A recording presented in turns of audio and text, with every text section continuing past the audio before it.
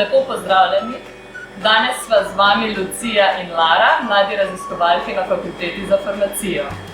Danes se bomo skupaj naučili, kaj je molekula DNA in kako jo pridobimo oziroma izoliramo iz sadja. Vsaka rastlina, žival in človek je sestavljen iz organov. Pri človeku so to na primer oči, koža, srce, pri rastlinah pa je to na primer list. In vsak tak organ je zgrajen iz tkiv in tkiva so zgrajena iz celic.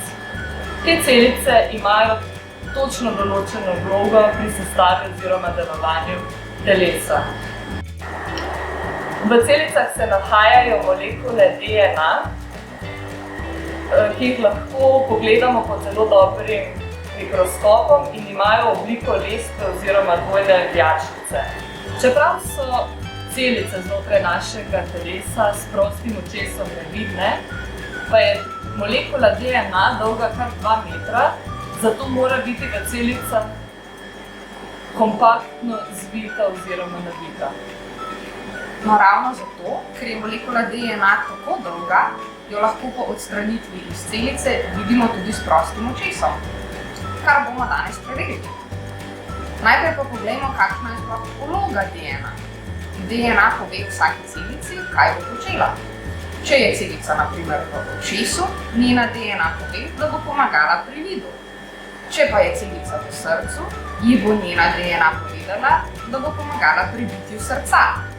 Pri rastlinah pa recimo DNA v celici lista pove, naj celica pomaga pri zajemanju sončne svetlobe, s katero se rastline hranijo, kar imenujemo proces fotosinteze. DNA torej predstavlja načrt oziroma navodila za celico in samo z dobro uravnanim delovanjem vsake celice lahko nastane tako zelo kompliciran organizem, kot je človeško telo.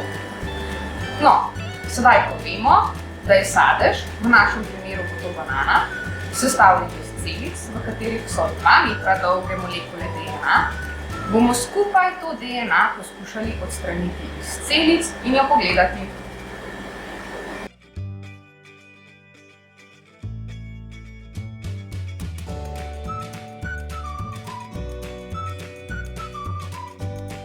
V poskusu nam bo pomagal Janez. Jaz sem Janez, zdaj bom pokazal preizkus. Super.